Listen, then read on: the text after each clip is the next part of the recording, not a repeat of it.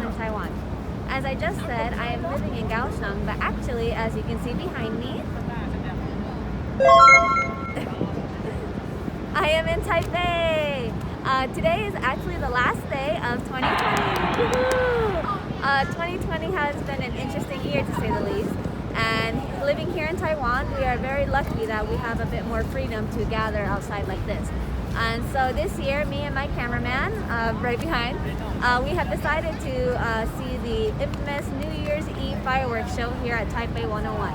So today's video is actually to show you guys how exactly we were able to travel from Kaohsiung to Taipei. We are university students, so we don't really have a lot of money and we have a lot of time. So instead of taking the high-speed rail, which is the Gaotie, we have decided to take the Kaohsiung, which is the public bus transportation system offered here.